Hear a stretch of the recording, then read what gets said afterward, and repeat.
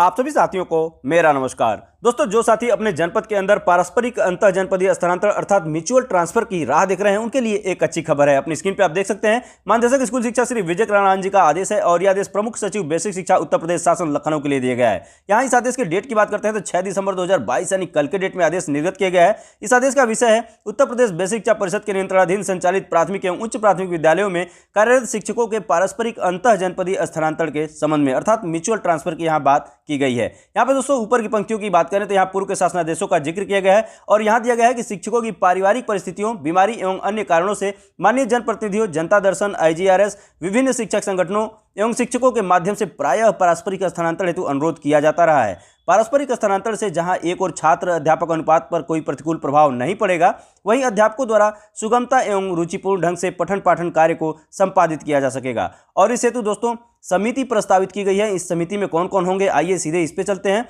यहाँ पे देख सकते हैं पारस्परिक स्थानांतरण प्रक्रिया के लिए जनपद स्तर पर निम्नवत समिति होगी। इसमें प्राचार्य जिला शिक्षा एवं प्रशिक्षण संस्थान को अध्यक्ष बनाया गया है।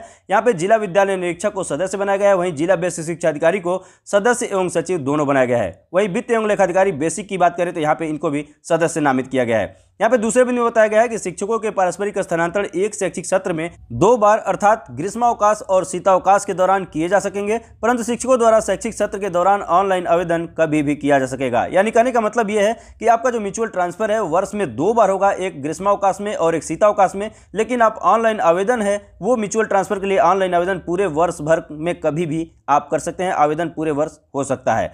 यहाँ पे आगे बताया जा रहा है कि माननीय उच्च न्यायालय द्वारा भी शिक्षकों के स्थानांतरण के संबंध में यह अभिमत व्यक्त किया गया है कि शैक्षिक सत्र गतिमान रहने के दौरान स्थानांतरण होने पर विद्यालयी शिक्षा व्यवस्था पर प्रतिकूल प्रभाव पड़ता है। यहाँ तीसरे बिंदु में बताया गया है कि प्राथमिक विद्यालय तथा सम्मेलन विद्यालय के प्राथमिक अनुभाग में अध्ययनरत कक्षावार बच्चों हेतु तैनात अध्यापकों के लिए विषयवार वर्गीकरण अर्थात सब्जेक्ट मैपिंग नहीं किया जाता है। अतः पारस्परिक स्थानांतरण हेतु प्राथमिक विद्यालयों में कार्यरत शिक्षकों के मध्य भाषा, विज्ञान, गणित की बाध्यता नहीं होगी। यानी कहने का तात्पर्य यह है कि जो सब्जेक्ट मैपिंग की बात हो रही है वो प्राइमरी विद्यालयों के शिक्षकों के लिए नहीं है।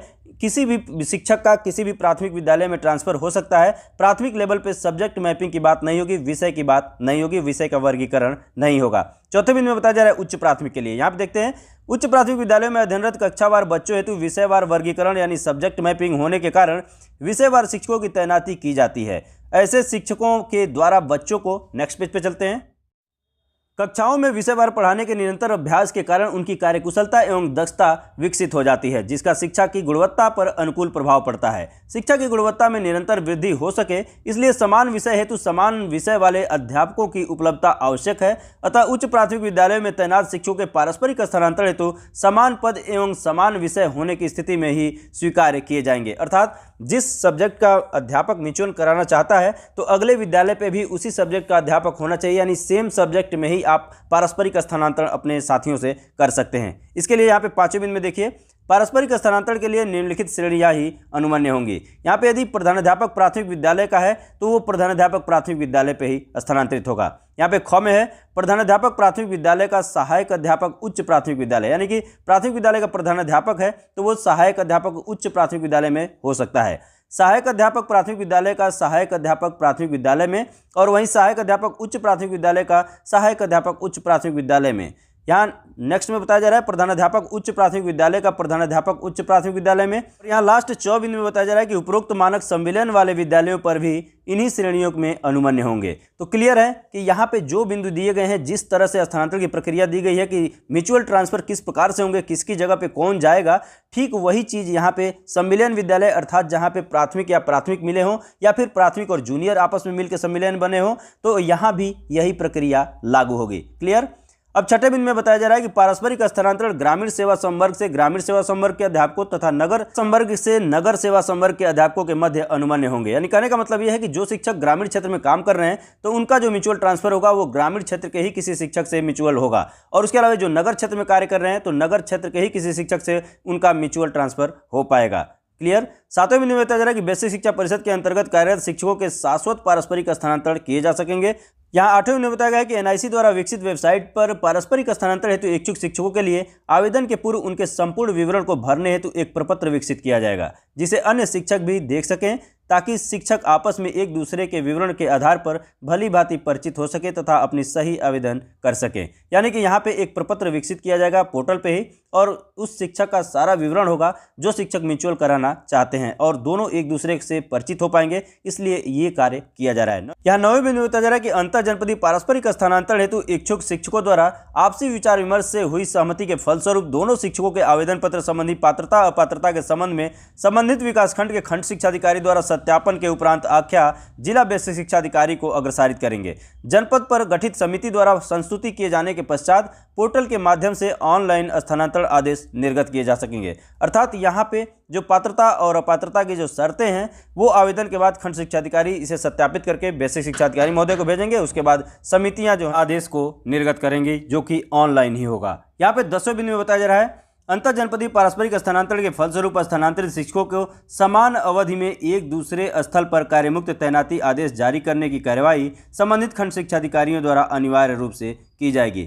यानी कहने का मतलब ये है कि जो कार्य मुक्ति होगी या फिर तैनाती होगी, ये दोनों डेट सेम होंगे दोनों शिक्षकों के लिए। यानी जो पारस्परिक हस्तांतरण दो लोगों के बीच होता है तो डेट एक ही होगा, कार्यमुक्ति का भी और यहाँ तैनाती का भी। यानी एक ही डेट में एक दूसरे की जगह पे जाके ज्वाइन करना होगा, और कार्यमुक्त जहाँ से होना है वहाँ से कार्यमुक्त भी होना होगा।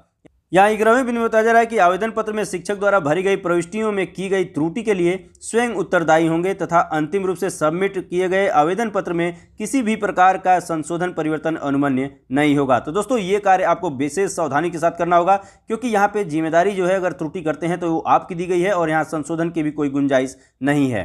12वें बिंदु बताया जा रहा है पारस्परिक स्थानांतरण के फलस्वरूप स्थानांतरित होने वाले शिक्षकों को प्रत्येक दशा में आदेश निर्गत होने के 7 कार्य दिवस के अंदर विद्यालय में अनिवार्य रूप से कार्यभार ग्रहण करना होगा। यानी जब आदेश दे दिया जाएगा कि आपका स्थानांतरण इस विद्यालय में हो गया है तो 7 कार्य दिवसों के अंदर ही आपको कार्यभार अपना ग्रहण करना होगा।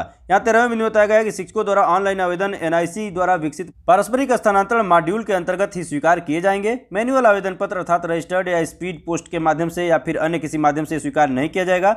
आगे बताया गया कि पारस्परिक स्थानांतरण की प्रक्रिया में दोनों अध्यापकों को एक दूसरे के कार्यरत विद्यालय में पदस्थापित किया जाएगा। तो ऐसे में दोस्तों यहाँ पे आवेदन का जो प्रारूप होगा वो एनआईसी द्वारा विकसित पोर्टल पे ही इसी माध्यम से आवेदन होगा, मैन्युअली कहीं भी नहीं हो पाएगा। यहाँ पे दोस्तों आइए चलते हैं अगले पेज पे। दोस्तों आप स्क्रीन पे देख पा रहे हैं इस आदेश का लास्ट पेज है, और यहाँ पे पारस्परिक अंतर जनपदीय स्थानांतरण अर्थात म्यूचुअल ट्रांसफर के लिए समय सारणी प्रस्तावित कर दी गई है। और समय सारणी की बात करें तो यहाँ प्रक्रिया दी गई है, और प्रक्रिया किस तिथि किस अवधि तक निर्धारित की गई है वो चीज़ यहाँ पे दी गई है। पहले बिंदु की यदि हम बात करते हैं तो पारस्परिक स्थानांतरण हेतु ऑनलाइन रजिस्ट्रेशन की तिथि संपूर्ण शैक्षिक सत्र के दौरान अर्थात पूरे शैक्षिक सत्र में आप आवेदन कभी भी कर सकते हैं, इसके लिए स्वतंत्रता है। दूसरे बिंदु में बताया गया है शिक्षक द्वारा किए गए आवेदन पत्र का प्रिंट आउट संबंधित जिला बेसिक शिक्षा अधिकारी कार्यालय में जमा करने की अवधि जो होगी वो ऑनलाइन आवेदन तिथि से 15 दिवस के अंदर होगी। यानी जिस दिन आप ऑनलाइन आवेदन करते हैं उसके 15 दिन के अंदर प्रिंट आउट उसका जिला बेसिक शिक्षा अधिकारी कार्यालय में आपको जमा करना होगा। तीसरे बिंदु में बताया गया है आवेदन की पात्रता अपात्रता के संबंध में जिला बेसिक शिक्षा अधिकारी द्वारा संबंधित विकास खंड के खंड शिक्षा अधिकारी को सत्यापन हेतु आवेदन पत्र उपलब्ध कराए जाने की जो अवधि है वो 15 कार्य दिवस के अंदर ये कार्य करना है। वहीं चौथे बिंदु बताया गया है कि जिला बेसिक शिक्षा अधिकारी द्वारा सत्यापन कराए जाने के उपरांत जिला स्तरीय समिति की बैठक संस्तुत किए जाने की अवधि जो है वो 1 माह के अंदर, यानी जिला स्तर पे 1 माह में इसे निर्णय लेना है।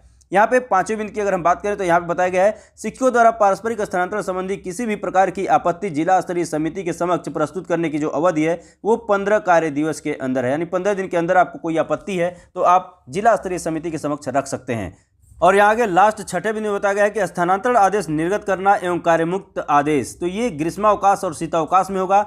और आप जानते हैं कि ग्रीष्मावकाश और शीतावकाश अलग अलग टाइम एंड मोशन स्टडी के आधार पर ये हो रहा है, और ऐसे में जो आपकी कार्य मुक्ति है या फिर कार्यभार ग्रहण है ये दोनों कार्य जो है वो ग्रीष्मावकाश या शीतावकाश के अंतर्गत ही होंगे। वर्ष में आप आवेदन कभी भी कर सकते हैं अपने म्यूचुअल ट्रांसफर के लिए, इसके लिए पूरी तरह से स्वतंत्रता है। लेकिन जो आपका रिलीविंग होगी ज्वाइनिंग होगी वो दोनों कार्य ग्रीष्मावकाश और शीतावकाश में ही होंगे। आगे बताया जा रहा है सत्यापन हेतु शिक्षकों द्वारा उपलब्ध कराए गए अभिलेखों के फर्जी कूटरचित पाए जाने पर संबंधित शिक्षक के विरुद्ध नियमानुसार विधिक कार्यवाही की जाएगी। पारस्परिक स्थानांतरण के उपरांत संबंधित जिला बेसिक शिक्षा अधिकारी द्वारा कार्यमुक्त करने के संबंध में पृथक से आदेश निर्गत किए जाएंगे। प्रेरणा पोर्टल मानव क्षमता पोर्टल पर 7 दिवस के अंदर स्थानांतरण शिक्षकों के विवरण को अपडेट कर दिया जाएगा। ये भी बात बताई जा रही है कि मानव क्षमता पोर्टल पे जो डॉक्यूमेंट्स हैं वो भी अपडेट हो जाएंगे आपके 7 दिन के अंदर ही, आपके स्थानांतरण की प्रक्रिया के जस्ट 7 दिन बाद। आगे बताया जा रहा है, कृपया उक्त से अवगत होते हुए पारस्परिक अंतर जनपदीय स्थानांतरण नीति के संबंध में अग्रेतर कार्यवाही करने का कष्ट करें।